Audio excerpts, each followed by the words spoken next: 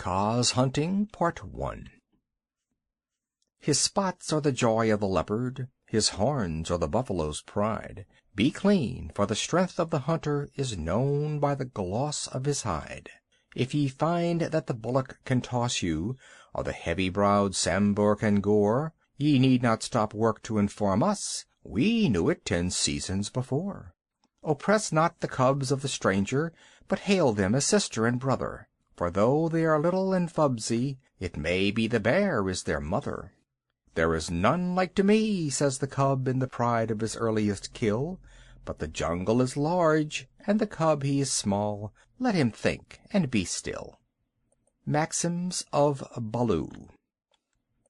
All that is told here happened some time before Mowgli was turned out of the Seeonee wolf pack, or revenged himself on Shere Khan the tiger. It was in the days when Baloo was teaching him the law of the jungle. The big, serious old brown bear was delighted to have so quick a pupil, for the young wolves will only learn as much of the law of the jungle as applies to their own pack and tribe, and run away as soon as they can repeat the hunting verse: feet that make no noise, eyes that can see in the dark, ears that can hear the winds in their lairs, and sharp white teeth. All of these are the marks of our brothers, except Tabaqui the jackal and the hyena whom we hate. But Mowgli, as a man-cub, had to learn a great deal more than this. Sometimes Bagheera the Black Panther would come lounging through the jungle to see how his pet was coming on, and would purr with his head against a tree, while Mowgli recited the day's lesson to Baloo. The boy could climb almost as well as he could swim, and swim almost as well as he could run. So Baloo, the teacher of the law, taught him the wood and water laws, how to tell a rotten branch from a sound one, how to speak politely to the wild bees when he came upon a hive of them 50 feet above ground, what to say to Mang the bat when he disturbed him in the branches at midday, and how to warn the water snakes in the pools before he splashed down among them. None of the jungle people like to be disturbed, and all are ready to fly at an intruder. Then, too, Mowgli was taught the stranger's hunting call, which must be repeated aloud till it is answered, whenever one of the jungle people hunts outside his own grounds. It means, translated, "Give me leave to hunt here, because I am hungry," and the answer is, "Hunt then for food, but not for pleasure." All this will show you how much Mowgli had to learn by heart, and he grew very tired of saying the same thing over 100 times. But, as Baloo said to Bagheera one day, when Mowgli had been cuffed and run off in a temper, a man's cub is a man's cub, and he must learn all the law of the jungle. "But think how small he is," said the Black Panther, who would have spoiled Mowgli if he had had his own way. "How can his little head carry all thy long talk?" Is there anything in the jungle too little to be killed? No. That is why I teach him these things, and that is why I hit him very softly when he forgets. "Softly? What doth thou know of softness, old Iron Feet?" Bagheera grunted. "His face is all bruised today by thy softness. Huh!" Better he should be bruised from head to foot by me, who love him, than that he should come to harm through ignorance," Baloo answered very earnestly. "I am now teaching him the master words of the jungle, that shall protect him with the birds and the snake people and all that hunt on 4 feet, except his own pack. He can now claim protection, if he will only remember the words, from all in the jungle. Is not that worth a little beating?" "Well, look to it then that thou dost not kill the man-cub. He is no tree trunk to sharpen thy blunt claws upon. But what are those master words? I am more likely to give help than to ask it." Bagheera stretched out one paw and admired the steel-blue, ripping chiseled talons at the end of it. "Still, I should like to know." "I will call Mowgli, and he shall say them, if he will. Come, little brother." "My head is ringing like a bee-tree," said a sullen little voice over their heads, and Mowgli slid down a tree trunk, very angry and indignant, adding as he reached the ground, "I come for Bagheera, and not for thee, fat old Baloo." "That is all one to me," said Baloo, though he was hurt and grieved. "Tell Bagheera, then, the Master Words of the Jungle that I have taught thee this day." "Master Words for which people?" said Mowgli, delighted to show off. "The jungle has many tongues. I know them all." "A little thou knowest, but not much. See, O Bagheera, they never thank their teacher. Not one small wolfling has ever come back to thank old Baloo for his teaching. Say the word for the hunting people, then, great scholar." "We be of one blood, ye and I," said Mowgli, giving the words the Bear accent which all the hunting people use. "Good. Now for the birds." Mowgli repeated, with the kite's whistle at the end of the sentence. "Now for the Snake people," said Bagheera. The answer was a perfectly indescribable hiss, and Mowgli kicked up his feet behind, clapped his hands together to applaud himself, and jumped on to Bagheera's back, where he sat sideways, drumming his heels on the glossy skin and making the worst faces he could think of at Baloo. "There, there, that was worth a little bruise," said the Brown Bear tenderly. "Some day thou wilt remember me." Then he turned aside to tell Bagheera how he had begged the Master Words from Hathi the Wild Elephant, who knows all about these things, and how Hathi had taken Mowgli down to a pool to get the snake word from a water snake, because Baloo could not pronounce it, and how Mowgli was now reasonably safe against all accidents in the jungle, because neither snake, bird, nor beast would hurt him. "No one then is to be feared," Baloo wound up, patting his big furry stomach with pride. "Except his own tribe," said Bagheera under his breath, and then aloud to Mowgli, "Have a care for my ribs, little brother. What is all this dancing up and down?" Mowgli had been trying to make himself heard by pulling at Bagheera's shoulder fur and kicking hard. When the two listened to him, he was shouting at the top of his voice, "And so I shall have a tribe of my own, and lead them through the branches all day long." "What is this new folly, little dreamer of dreams?" said Bagheera. "Yes, and throw branches and dirt at old Baloo," Mowgli went on. "They have promised me this. Ha!" "Oh!" Baloo's big paw scooped Mowgli off Bagheera's back, and as the boy lay between the big forepaws he could see the bear was angry. "Mowgli," said Baloo, "thou hast been talking with the Bandar log, the Monkey People." Mowgli looked at Bagheera to see if the panther was angry too, and Bagheera's eyes were as hard as jadestones. "Thou hast been with the Monkey People, the Gray Apes, the people without a law, the eaters of everything. That is great shame." "When Baloo hurt my head," said Mowgli, he was still on his back, "I went away, and the Gray Apes came down from the trees and had pity on me. No one else cared." He snuffled a little. "The pity of the Monkey People!" Baloo snorted. "The stillness of the mountain stream, the cool of the summer sun. And then, Man cub?" And then they gave me nuts and pleasant things to eat, and they carried me in their arms up to the top of the trees, and said I was their blood brother, except that I had no tail, and should be their leader some day." "They have no leader," said Bagheera. "They lie. They have always lied." "They were very kind, and bade me come again. Why have I never been taken among the Monkey People? They stand on their feet, as I do. They do not hit me with their hard paws. They play all day. Let me get up, Bad Baloo. Let me up. I will play with them again." "Listen, Man cub," said the bear, and his voice rumbled like thunder on a hot night.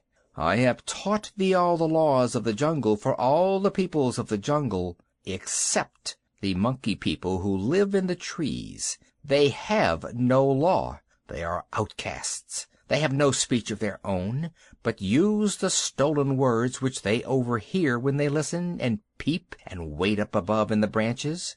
Their way is not our way. They are without leaders. They have no remembrance. They boast and chatter and pretend that they are a great people about to do great affairs in the jungle, but the falling of a nut turns their minds to laughter, and all is forgotten. We of the jungle have no dealings with them. We do not drink where the monkeys drink. We do not go where the monkeys go. We do not hunt where they hunt. We do not die where they die. Hast thou ever heard me speak of the Bandar log till today?" "No," said Mowgli in a whisper, for the forest was very still now Baloo had finished. "The Jungle People, put them out of their mouths and out of their minds. They are very many, evil, dirty, shameless, and they desire, if they have any fixed desire, to be noticed by the Jungle People. But we do not notice them even when they throw nuts and filth on our heads." He had hardly spoken when a shower of nuts and twigs spattered down through the branches, and they could hear coughings and howlings and angry jumpings high up in the air among the thin branches. "The Monkey People are forbidden," said Baloo. "Forbidden to the Jungle People, remember." "Forbidden," said Bagheera. "But I still think Baloo should have warned thee against them." "I? How was I to guess he would play with such dirt? The Monkey People! Faugh!" A fresh shower came down on their heads, and the two trotted away, taking Mowgli with them. What Baloo had to say about the monkeys was perfectly true. They belonged to the tree tops, and as beasts very seldom look up, there was no occasion for the monkeys and the Jungle People to cross each other's path. But whenever they found a sick wolf or a wounded tiger or bear, the monkeys would torment him, and throw sticks and nuts at any beast for fun and in the hope of being noticed. Then they would howl and shriek senseless songs, and invite the Jungle People to climb up their trees and fight them. Or they would start furious battles over nothing among themselves, and leave the dead monkeys where the Jungle People could see them. They were always just going to have a leader and laws and customs of their own, but they never did, because their memories would not hold over from day to day, and so they compromised things by making up a saying, "What Bandar think now, the jungle will think later," and that comforted them a great deal.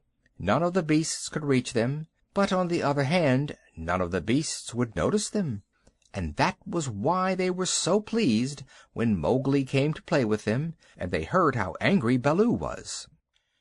They never meant to do any more. The Bandar log never meant anything at all, but one of them invented what seemed to him a brilliant idea, and he told all the others that Mowgli would be a useful person to keep in the tribe, because he could weave sticks together for protection from the wind.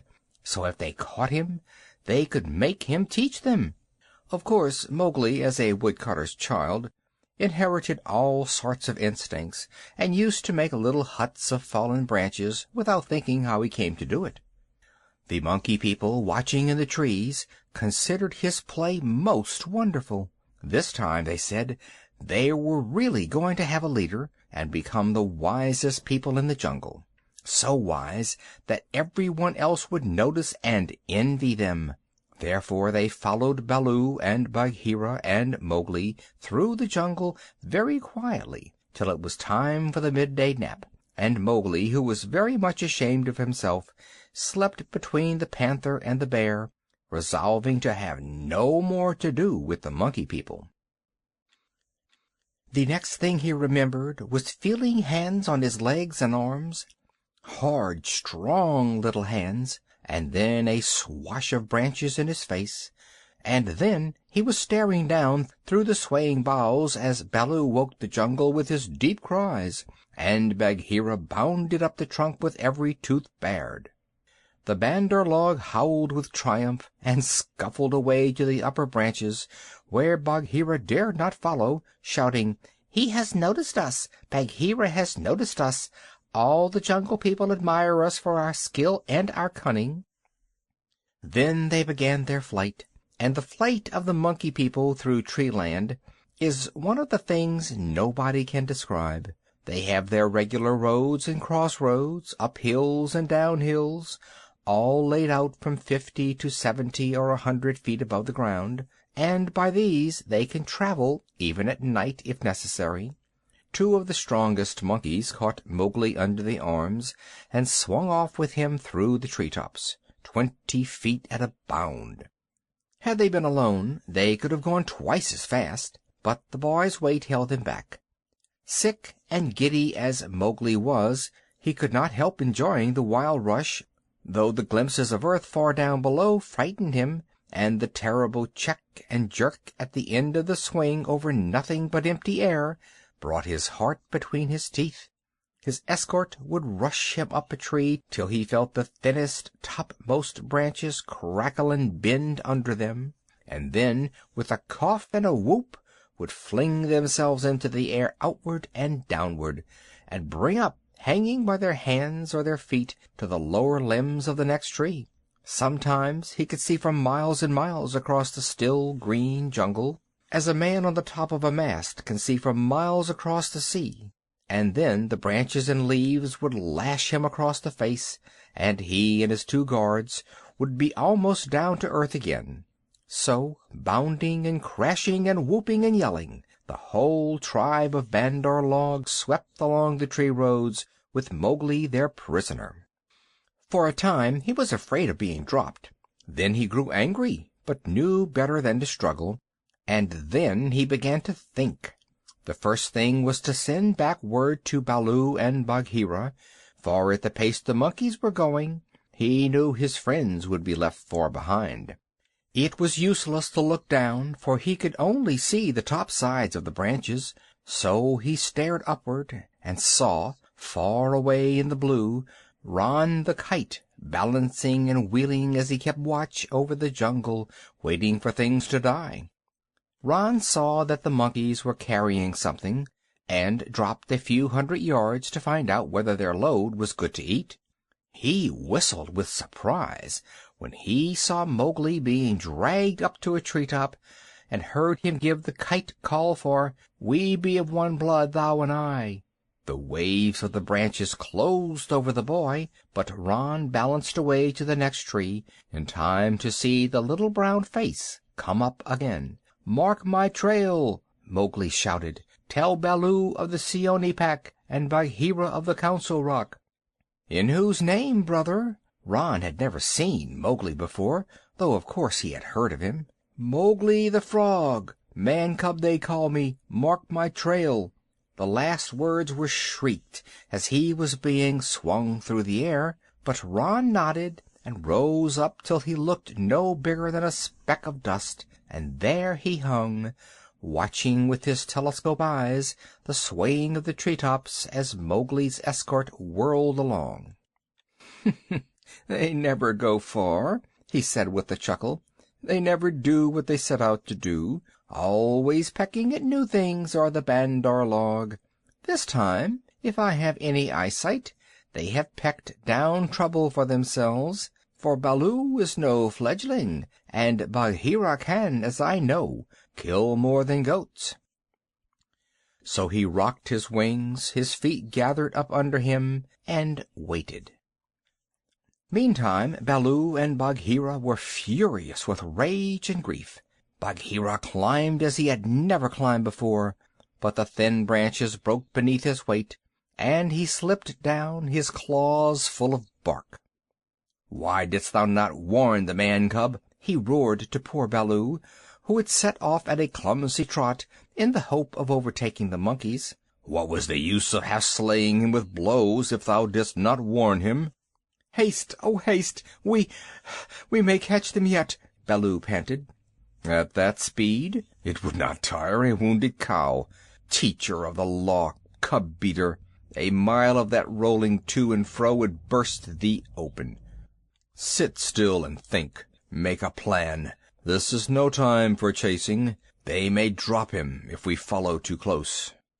"Harula, "Oh, they may have dropped him already, being tired of carrying him. Who can trust the Bandar log?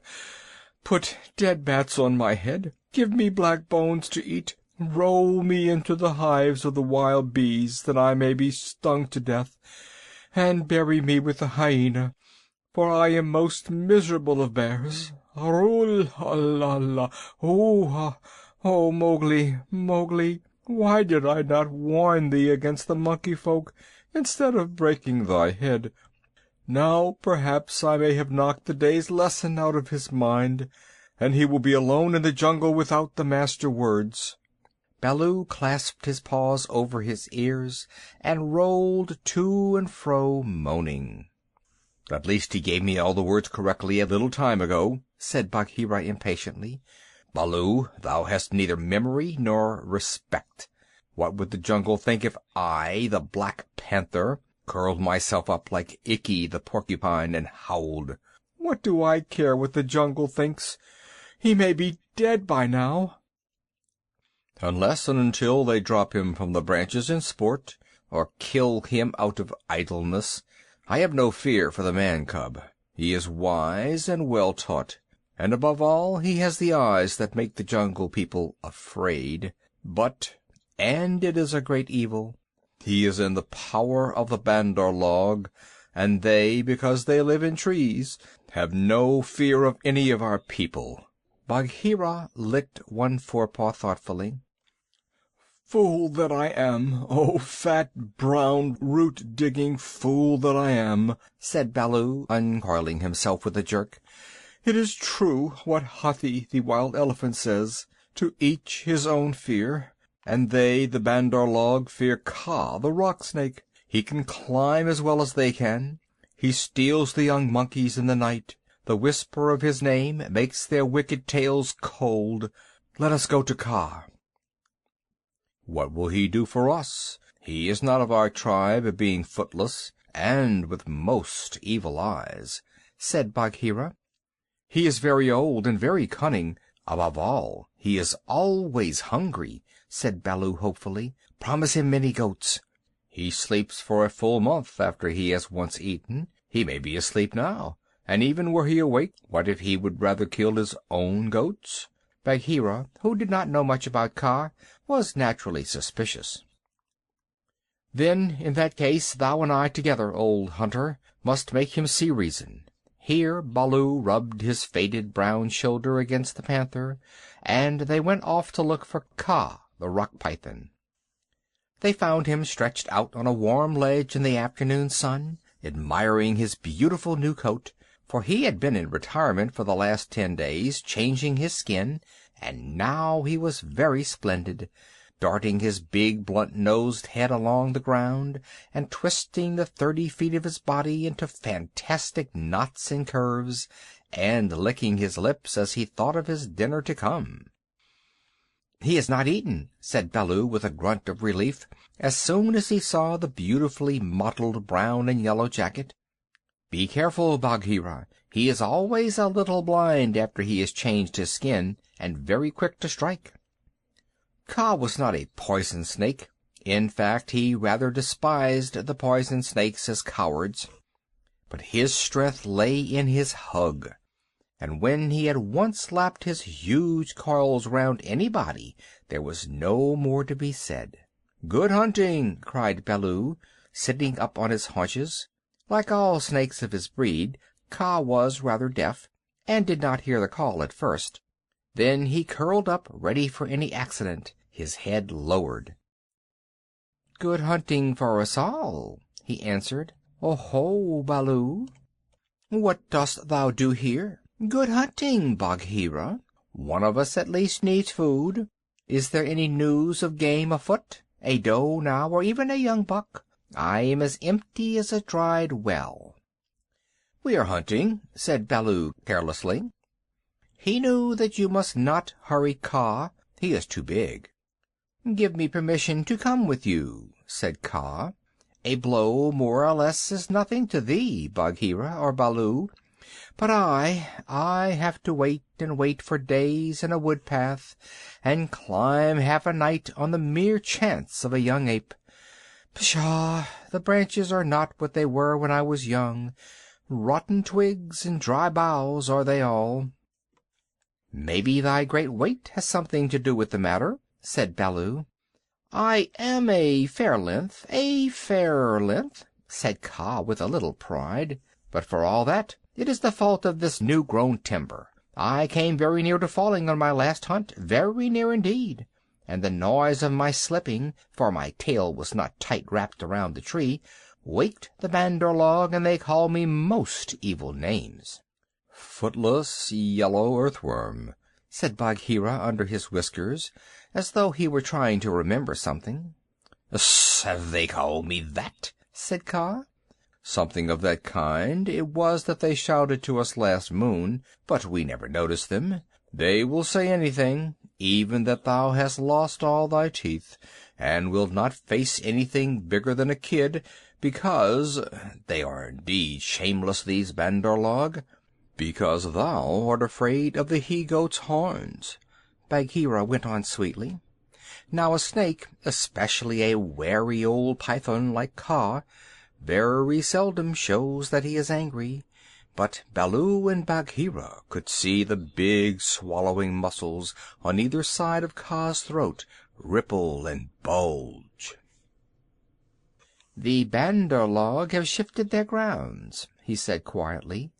"When I came up into the sun today, I heard them whooping among the tree-tops."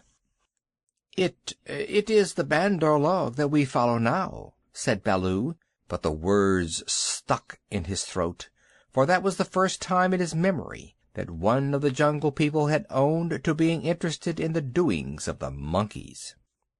"Beyond doubt, then, it is no small thing that takes two such hunters, leaders in their own jungle, I am certain, on the trail of the Bandar log," Kaa replied courteously, as he swelled with curiosity.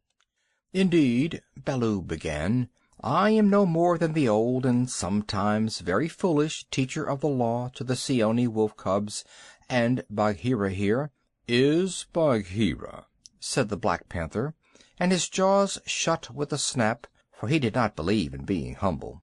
"The trouble is this, Kaa. Those nut-stealers and pickers of palm leaves have stolen away our man-cub, of whom thou hast perhaps heard." "I heard some news from Ikki, his quills make him presumptuous, of a man-thing that was entered into a wolf-pack, but I did not believe. Ikki is full of stories half heard and very badly told." "But it is true. He is such a man-cub as never was," said Baloo, "the best and wisest and boldest of man-cubs, my own pupil, who shall make the name of Baloo famous through all the jungles, and besides we love him, Kaa." "Tss, tss," said Kaa, weaving his head to and fro. "I also have known what love is. There are tales I could tell that—" "That need a clear night when we are all well fed to praise properly," said Bagheera quickly. "Our man-cub is in the hands of the Bandar log now, and we know that of all the Jungle People they fear Kaa alone." "They fear me alone. They have good reason," said Kaa. "Chattering, foolish, vain. Vain, foolish, chattering are the monkeys. But a man-thing in their hands is in no good luck. They grow tired of the nuts they pick and throw them down. They carry a branch half a day, meaning to do great things with it, and then they snap it in two. That man-thing is not to be envied. They called me also Yellow Fish, was it not?" "Worm, earthworm," said Bagheera, "as well as other things which I cannot now say for shame." "We must remind them to speak well of their master. Asp! We must help their wandering memories. Now, whither went they with the cub?" "The jungle alone knows. Toward the sunset, I believe," said Baloo. "We had thought that thou wouldst know, Kaa." "I? How? I take them when they come in my way, but I do not hunt the Bandar logs, or frogs, or green scum on a water-hole, for that matter." "Up, up, up, up! Hello, hello, hello! Look up! Baloo of the Seeonee wolf pack!" Baloo looked up to see where the voice came from, and there was Ron the kite, sweeping down with the sun shining on the upturned flanges of his wings. It was near Ron's bedtime, but he had ranged all over the jungle, looking for the bear, and had missed him in the thick foliage. "What is it?" said Baloo. "I have seen Mowgli among the Bandar log. He bade me tell you. I watched. The Bandar log have taken him beyond the river to the Monkey City, to the Cold Lairs. They may stay there for a night, or 10 nights, or an hour. I have told the bats to watch through the dark time.